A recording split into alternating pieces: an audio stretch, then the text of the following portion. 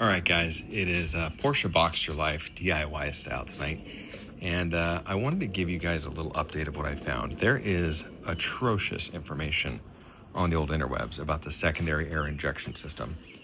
So I have this car. Let's make sure it's still recording. I'm doing this in one take. I don't have the energy after doing this work to like edit this stuff, so you guys are getting it raw. But I've had this car for 6 years. I got it in February of 2020. Drove it home, 77,000 miles when I got it, and now it's got like, I don't know, 92? Maybe it's not even 90. At any rate, I don't drive it a ton. I drive it during the summers, and I got a secondary air injection light. I think it's a P0410 and a P0411, which is insufficient airflow across both banks. Now, when you find that, you're like, oh, cool, maybe I cleared the code, or maybe I did something, or whatever. And honestly, it was kind of funny. I put like a fuel additive in it, and I thought I made a joke just before I went on the drive where I found this. Like, hey, if I'm on the side of the road from this fuel additive, let me know. When I was driving, all of a sudden the check engine light came on, pulled over, made sure nothing was wrong. Used my scan tool to figure that out real quick. Figured out it was just air injection pump, which isn't a major issue. For people who don't know what that is, all that thing does is when the car is dead cold, it pumps air directly into your exhaust manifolds to heat up your catalytic converters quicker. It is strictly an emissions thing. This pump goes on for 30 to 90 seconds, and it just pumps air directly into your exhaust, okay? Why am I telling you all this? Because maybe you haven't done research on this. So honestly, like if you were rebuilding the motor and pulling this whole thing out, if it were me right now, and I could do it without it setting a check engine life, I would build 2 aluminum block plates and block these 2 little holes, yank the whole system out, and never see it again. And so anyway, I tell you all that because there's a lot of false information on the internet about what's going on with these systems, especially I've got a 2006 Boxster S 3.2 liter, what do they call it, like an M96 motor or something like that. And it keeps confusing the system with everything that is a 986 and arguably later. So everything you're gonna see on the internet says there's a bunch of vacuum pipes and check valves and vacuum or DME actuated, which are electrically actuated vacuum valves on the system. And I have learned that there is pretty much none of that. So initially, I pulled off this intake and everything here, expecting that I had originally pulled this intake off to clean out and do some work a couple months before I did this. And I thought, geez, maybe I forgot to put one of those vacuum lines back on. Like, it can happen. Like, this is kind of a tight area and whatnot. I've learned these vacuum lines, and this is that like electrically actuated vacuum valve. It just stops. It's a solenoid essentially. I've learned that what that does is it effectively just opens up this thing here. So if I were to suck on this piece right here, it would shut this butterfly valve. So it changes the runner length for optimal horsepower at different RPM ranges. So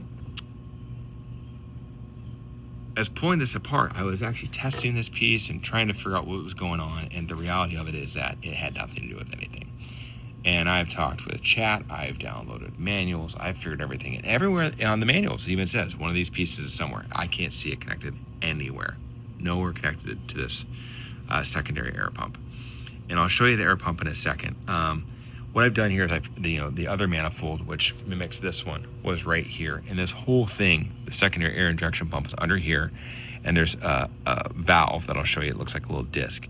It's a one-way valve. And all it does, turns it on, goes through the one-way valve and shoots the air across both sides, okay?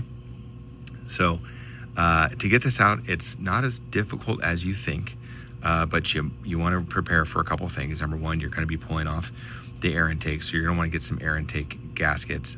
They're not that expensive.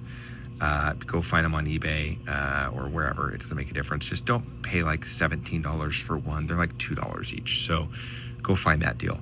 And so I didn't recognize I had to pull up the fuel injection system. Since this thing's got 90,000 miles on it, I'm going to clean the fuel injectors out, put new rings on them, things along those lines. So I've ordered some of those.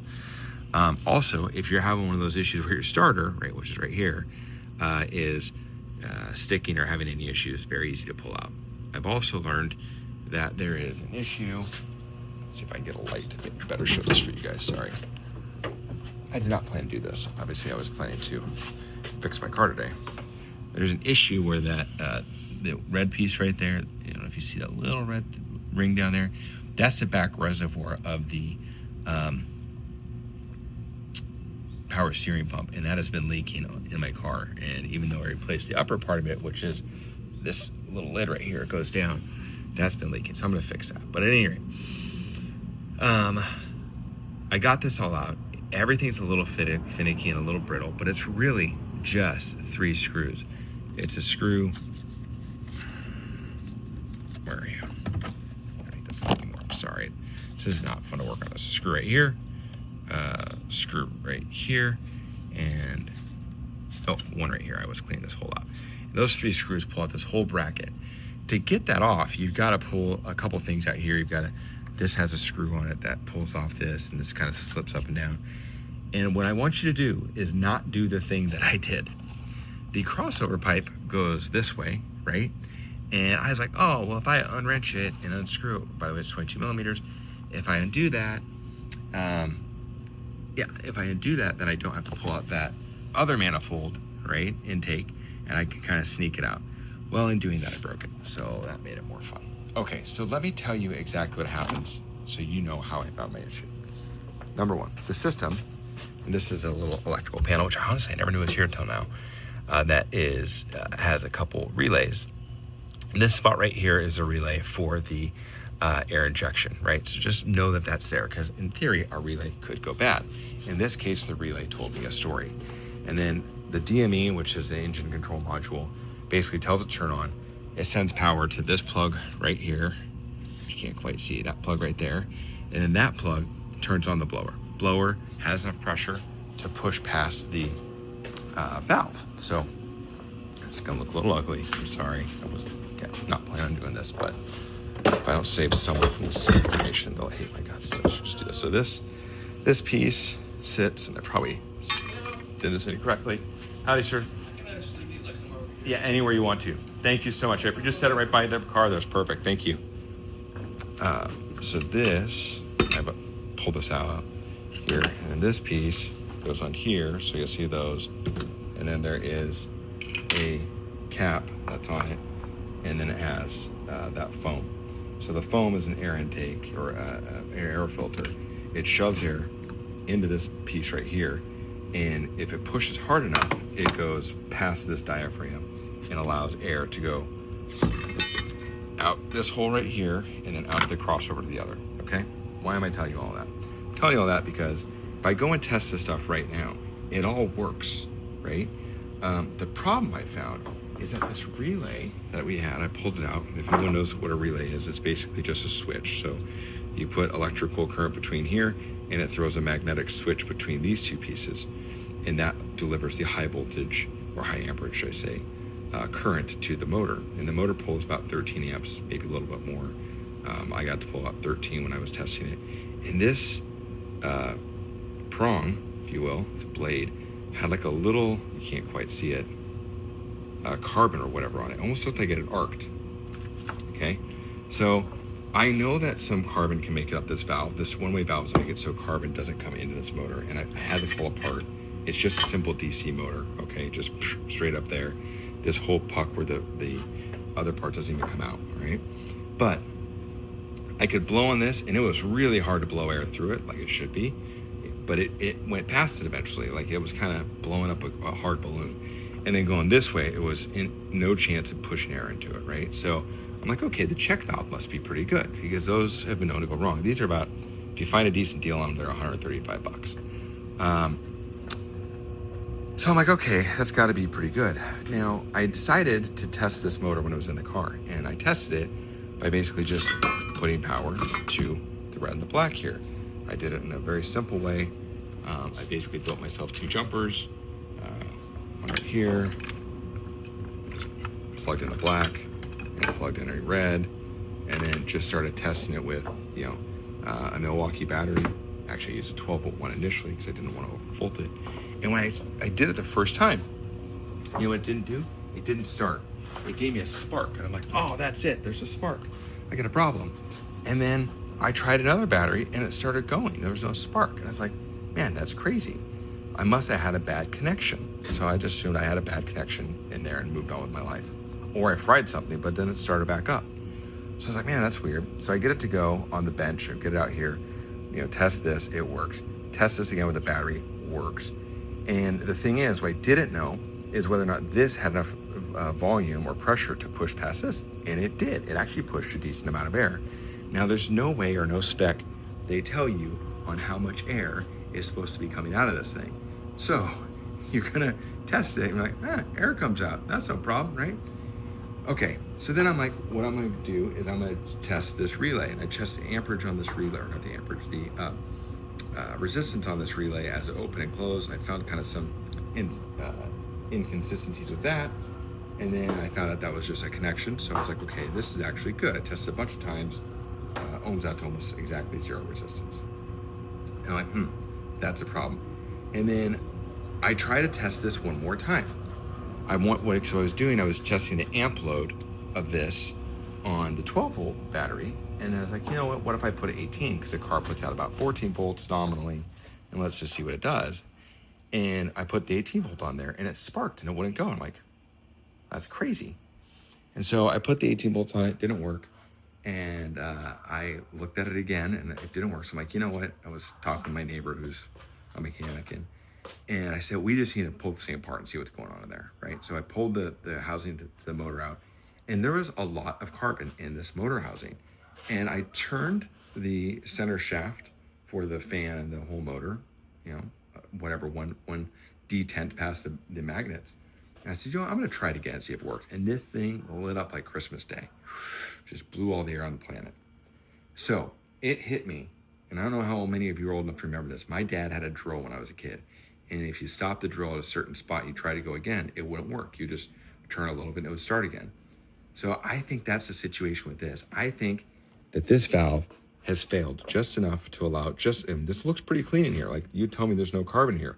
When I pulled it apart, there was just enough carbon to drop carbon on the floor. And actually, it started running way better without that. But if I know anything about these situations, this is still going to be putting carbon into here because this is faulty somewhat. This has now been contaminated somewhat.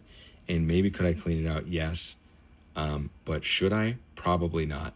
Not if I don't want to do this job again for another 5 years or 10 years. So, the car's 20 years old. These things are to be expected. It's annoying. And honestly, if I had a good guy who could just tune the DME to not look for the emission stuff, I would do that way first, because honestly, it makes this car significantly easier to work with. Yeah, so that's my input for now. There's so much information on the internet that makes no sense, and I wanted you guys to have something. I've poured over manuals to figure this out. I've asked all the chats on the planet, all the GPTs, all the AIs to help me find stuff. I got really lucky and I found a couple manual sources, but at the end of the day, everything I need to know about this situation was from what I told you. So I just thought, man, once I figured it out, I might as well pass it along. Hopefully it's helpful to someone. I know this is not what I normally film. If this is the stuff you like, I do dumb projects all the time. Tell me and I'll show you.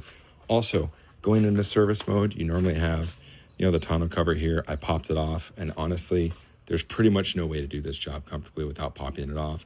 I really thought about, taking the whole top off, but people say it's a bear to realign. So consider that, and it is amazing. I've cleaned this motor so many times. It's amazing how fast it gets dirty. No matter what, to do this job properly, you will have to pull that other one off. I'm gonna have to pull it off too, the other intake. So don't think you're gonna get away from that. It's not gonna happen. You can't pull the motor off without pulling the valve out. You can't pull the valve out without getting to the bottom of the bracket. You can't get the bottom of the bracket without releasing the crossover tube, which is this thing. And this thing goes all the way to the other side. That goes to a bracket underneath there. And when you try and release it, he'll just break it. Ask me how I know.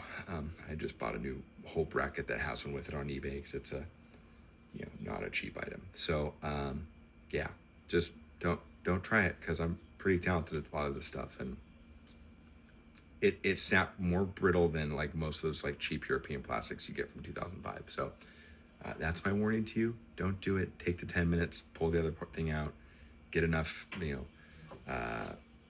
intake gaskets that you're not worried about it. Some are flat, they don't look bad. Actually, let me show you this because it'll help you identify the right ones quickly. I don't have the part number with me, so my shop's a complete mess, forgive me. These are the intake gaskets. You'll see them like this. They change right around this model year, but this is a 2006, a 3.2 liter, and they look like that. And yeah, so hopefully this was helpful. If you liked it, let me know. Leave me a comment. Don't judge me for what I'm saying because, bluntly, I'm just throwing this together to help some people out. So if I say an or whatever, or what's the other one I like? At any rate, I should name the channel At Any Rate. I know I say it. All right.